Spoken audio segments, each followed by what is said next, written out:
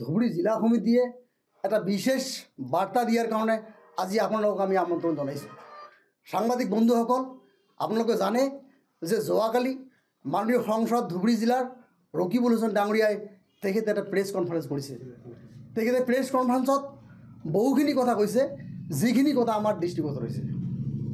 আমি প্ৰথমতে ধুবুৰী আৰক্ষী অধীক্ষক মহোদয়ক ক'ব বিচাৰিছোঁ যে দুদিন আগতে ৰকিবুল হুছেইন ডাঙৰীয়া আৰু বিধায়ক আব্দুল সোবহানে যি বাইক ৰেলী কৰিলে হেলমেট নিপিন্ধাকৈ, এই হেলমেট নিপিন্ধাৰ আপোনালোকে ইমান সময়লৈকে চালান কাটিছে নে কাটা নাই, সেইটো ধুবুৰীবাসী ৰাইজক জ্ঞাত কৰিব লাগে।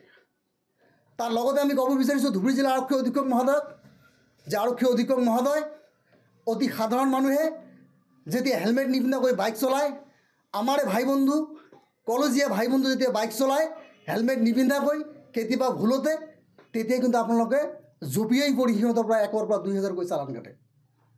মাননীয় আৰক্ষী অধীক্ষক মহোদয়, যেতিয়া আমাৰ সাধাৰণ শ্ৰমিক কামত যাওঁতে বাইক লৈ যাওঁতে ভুলতে হেলমেট নিপিন্ধাকৈ যায়, তেতিয়াও কিন্তু আপুনি চালান কাটি 1,000-2,000 টকাৰ হাৰাশাস্তি দিয়ে। আপোনালোকৰ এই বৈষম্যমূলক কিয়?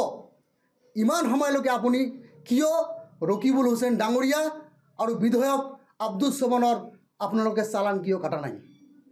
আপুনি অতি সোনকালে চালান কাটি ৰাজহুৱা কৰক।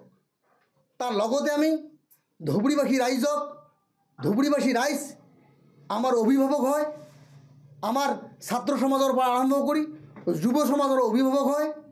ৰকিবুল হুছেইন ডাঙৰীয়াই কিন্তু ধুবুৰী জিলাৰ আমাৰ অভিভাৱকৰ পৰা আৰম্ভ কৰি ছাত্ৰ সমাজৰ পৰা আৰম্ভ কৰি সকলো শ্ৰেণীৰ ভোট লৈ এমপি হৈছিলে।